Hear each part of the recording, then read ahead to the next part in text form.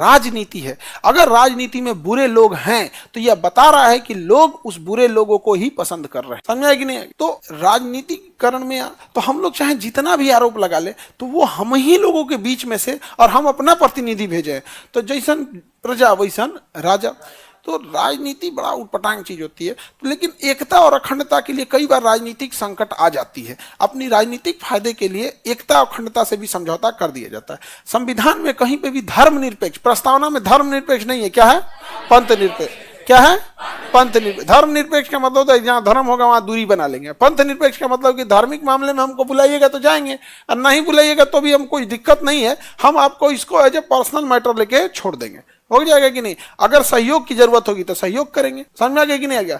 अब जैसे पंथ निरपेक्ष, भारत धर्म निरपेक्ष नहीं है, पंथ निरपेक्ष। तो अभी अब देखिए कुंभ मेला लगा, कुंभ मेला लगा तो सरकार का काम ये नहीं है कि धर्म से दूरी बना लेना है, क्योंकि हम धर्म निरपेक्ष नहीं है, हम क्या है? पंथ निरपेक्ष। हम धर्म निरपेक्ष रहते तो दूरी बना लेते, जाओ उतना करोड़ों की भीड़ आएगी, कचरा ओचरा, ऐसे नहीं ना होगा। हम क्या है? धर्म निरपेक्ष, पंथ निरपेक्ष। तो पंथ निरपेक्ष का मतलब तो हमें धर्म से, हमारा सरकार, हमारा तंत्र, मेरा संविधान, हमारा सिस्टम धर्म को बढ़ावा नहीं दे रहा है, वो देश को बढ़ावा दे रहा है। लेकिन यदि कोई व्यक्ति धार्मिक अनुष्ठान, धार्मिक काम कर रहा है तो उसकी सुरक्षा, उसकी व्यवस्था, लॉ एंड ऑर्डर मेंटेन करेगा। तो जैसे कुंभ का मेला लगा था तो सरकार ने वहां पर नए घाट का निर्माण कराए थी सरकारी धन से, और वो पंथ निरपेक्ष के अंतर्गत कोई गलत नहीं है। वहां पे लाइटें लगाई गई थी, क्योंकि 1 महीना 2 महीना, जब ये 1.5 महीना चलता है, इतना 1.5 महीना लंबा कुंभ का ये जो मेला चलेगा, तो इसमें इतनी भीड़ को कंट्रोल करने के लिए क्राउड कंट्रोल चाहिए, फायर ब्रिगेड की गाड़ियां चाहिए, उतनी पुलिस बल चाहिए, महिलाओं की सुरक्षा के लिए चाहिए, पुरुषों के लिए, छोटे बच्चों के लिए, नई ट्रेनों के लिए। वहां पे इतने लोग आएंगे तो भाई कुछ दिन तो रुकेंगे, 1 के दिन तो रुकेंगे, या फिर कपड़े चेंज करेंगे, उनके शौचालय की व्यवस्था करना, ये करना। तो ये करोड़ों रुपए जो खर्च किए गए हैं वो धर्म निरपेक्ष रहता तो उटपटांग हो जाता। हम क्या हैं? पंथ निरपेक्ष है। आप समझ में आ गया कि नहीं? ऐसा नहीं कि किसी एक ही धर्म में होता है।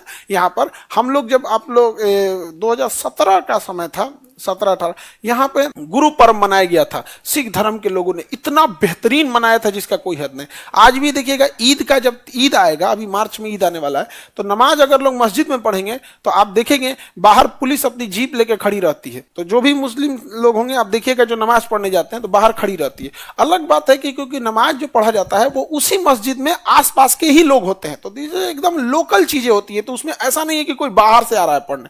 लेकिन वही अगर जामा मस्जिद दिल्ली जाइएगा, वहां देखिएगा भयानक पुलिस फोर्स वगैरह, सारी चीजें लॉ एंड ऑर्डर के लिए मेंटेन करके रख दिया जाता है, ट्रैफिक वगैरह सब चीजें कर दी जाती है। जैसे छठ का त्योहार आता है, आप देखिएगा घाटों वगैरह को सजा दिया जाएगा। तो हम लोग पंथ निरपेक्ष हैं। पंथ निरपेक्ष ये कहता है कि हमें आपके धार्मिक मामले में इंटरफेयर नहीं करना है, लेकिन यदि आप कोई धार्मिक अनुष्ठान करते हैं और हमारे सहयोग की जरूरत पड़ेगी, हम आपके साथ खड़े रहेंगे। ये पॉजिटिव सेंस है, और धर्म निरपेक्ष एक निगेटिव सेंस है। ये सब क्या कर रहा है, ऐसे ये सब नहीं। तो आप बताइए, हमारा संविधान धर्म निरपेक्ष है या पंथ निरपेक्ष? पंथ निरपेक्ष।